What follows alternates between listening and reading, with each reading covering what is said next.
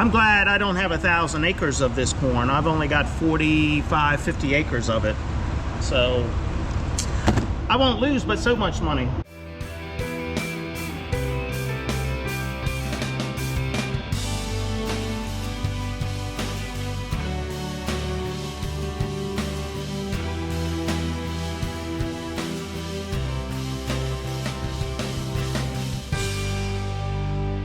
All right, I haven't looked at these double crop soybeans in a couple of weeks now, but they're not looking too bad. They crotch high on these. And let's look down here, get an idea of what kind of pods they have on them. Oh my, that's and this is why I should have looked at them sooner. This was my fault. See that? Podworm damage. Podworms came out and sucked the beans right out of here. What the heck? How bad is it? Oh, that was a... I don't see. Well, let me turn these pods over.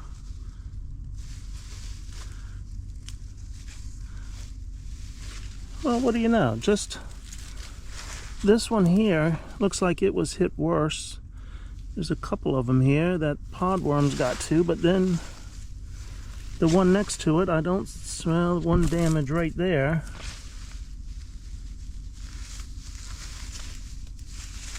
But the rest of them look okay. So how bad was the podworm damage? Just that one plant? That can't be so. I got one right there.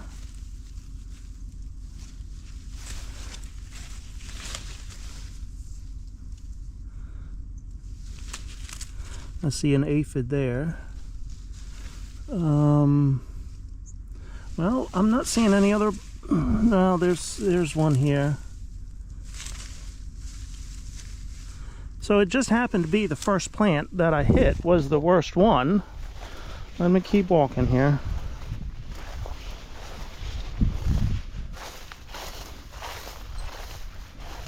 Let's walk over this way.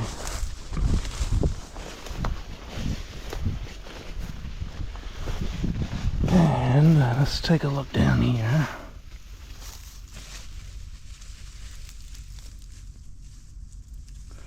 All right, that one has some damage there.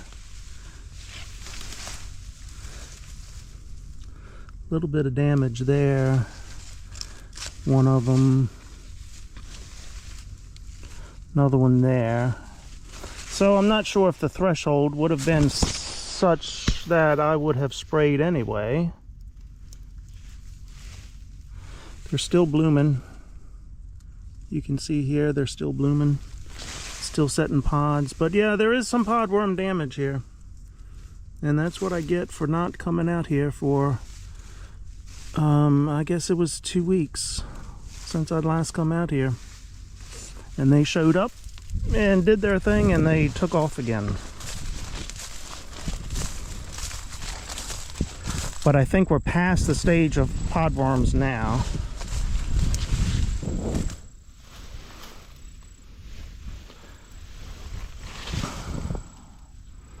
Okay, so it's not as bad as it initially appeared. As I'm looking at more of these. We don't have the pod set on these, but these are the double crop soybeans, so they don't usually do as well as the early ones. But they're still looking good, and I'm still happy with them. Okay.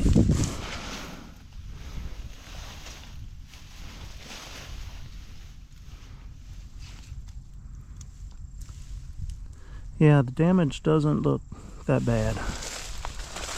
Hey, I've got one up to my waist here. All right.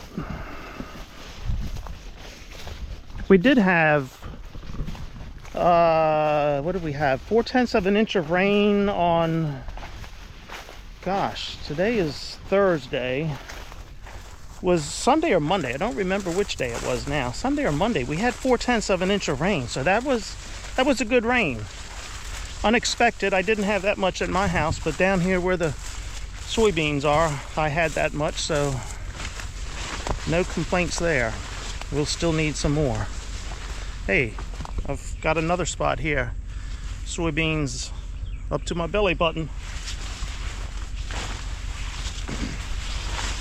Okay, the indication of podworms is after you walk through the field, you check your legs and see if you got anything crawling on them. And yes, I've got, what have I got here?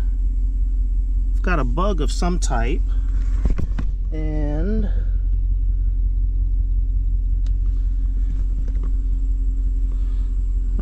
some kind of aphid maybe, but I don't see any. No worms crawling up my leg, so that's good. Whenever you have worms, it's never good, but I don't have worms today, so all is good.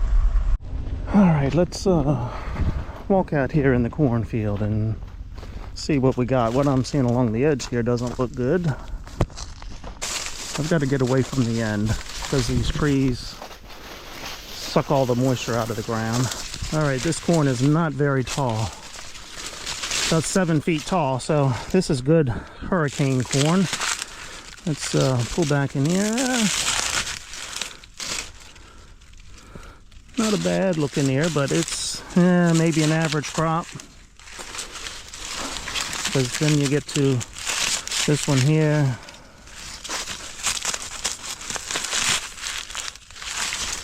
Yeah. I don't know if it's even going to be an average crop. Because these are not real big ears. Nope, not hardly the length of my hand.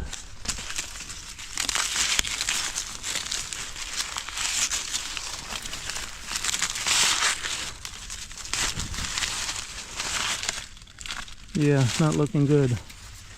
Not looking good. This isn't the best part of the field, but I've got to open a gate, and I'm too lazy to open a gate today to drive to the other part of the field. I mean, that one's not a bad ear, but then when you look at the one next to it, oh man, and that thing is falling off easily. So yeah, only about the length of my hand. And the other bad news is I just got a text message from Purdue yesterday talking about because of the weather conditions we had, alpha toxin levels in corn are going to be high this year, and they will not. There is a cutoff for alpha toxin, and so they will not take any corn if it's got too much alpha toxin in it. So that's not good.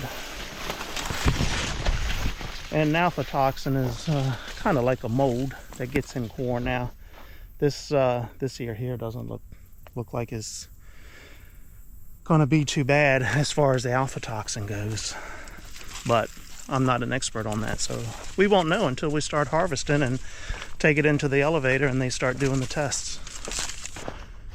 Okay, I decided to open the gate and come down here and see what I got. This corn is a little bit taller here. It's the better part of the field. Let's walk in here a ways. I got some morning glory here. That's never good. Hey, corn is a little bit better. I don't see as many small ears here.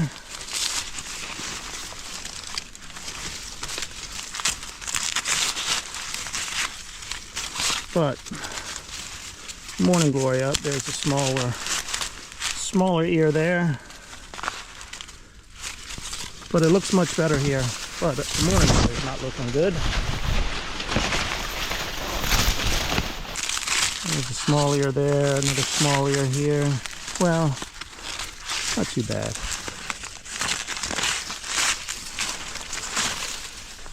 There's a small one there, kind of a gnarly looking one.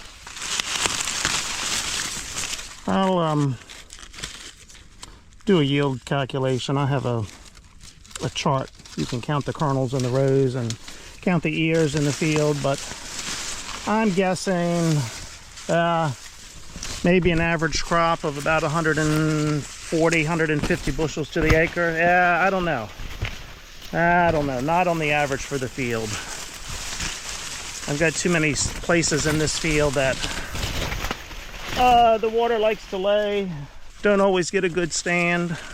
And then you run into ears like this. There's where your alpha toxin comes from, right there. See that open ear? And see all of that, those crusty kernels in there? Yep, that's where the alpha toxin is coming from. Another gnarly ear there. You have a little bit on the tips. I am surprised at how well it filled out and pollinated, because we were having some hot, dry weather when this corn was tasseling. There we go. There's not much that can be done about this now, although we can pray that we don't get any hurricanes. You can see kind of how tall this is. So what's that about? I'm 5'10", 6, not quite 8 feet tall. Okay, so yeah, the only thing we can do now is hope and pray that we don't get any hurricanes to come in and screw this up, or we don't get any terribly wet weather to prevent us from harvesting. We're still, I would say, based on how green it is, we're still a month away, at least a month away from harvesting. Okay, I'm going to try to do an ear count. So what you're supposed to do, for 30-inch rows, you measure out 17.5 and 17 feet 5 inches, and then you count the number of ears that you have in that 17 feet 5 inches, and then from there you can do a yield calculation. You pull the 5th, 10th, and 17th ear or something like that, and then count those, and you get an average on your population. 1, 2, 3, 24, 25, 26. All right, I've got 26 ears, 5th ear, the 10th ear. Throw that down. I don't know, just pull another one. I don't know if it's 15 or 17, but there's the 3 ears. It's too hot to do this out in the field, so I'll take these 3 ears back to the shop, do a kernel count on them, and see what we come up with. So you're supposed to do that in various places throughout the field to get a good average. I'm not that concerned. I just want to get a general idea. So I just picked one place in the field here, and I'll go home and count the kernels, see what we end up with. Let's just take a quick walk down here on the beach. Hey, this water is much clearer than what it was the last time we took a walk on the beach, but we haven't had all the rain that we had that last time. As I said, we just had 4/10 of an inch about 3 or 4 days ago, so we didn't have any runoff from that to muddy the waters. Not seeing any jellyfish at the moment. Not seeing any crabs either. But you can see how calm it is today. Wow. It's about 85 degrees. Yesterday it hit 93 degrees. Supposed to cool off tomorrow. So we're going into Labor Day weekend. This is Thursday, the 29th of August. So Labor Day weekend coming up here. I think we've got a chance of rain. Is it tomorrow or Saturday? But then I think the rest of the weekend looks okay.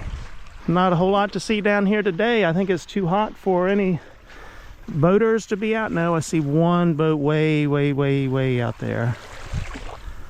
Otherwise, I see nobody else out on the water. Just a little bit too warm for the crabs to be out. I'm surprised there's no jellyfish though. That really does surprise me. Let's see if we can get down on this little spit of land here. Sometimes you can see some crabs. There goes a bird. Sometimes you can see some crabs down in this spot here. It's a little mushy. but I'm not seeing any here today. Oh, there goes a fiddler, what we call a fiddler crab right there. The one-armed bandit. I'm not seeing any other crabs. No jellyfish either.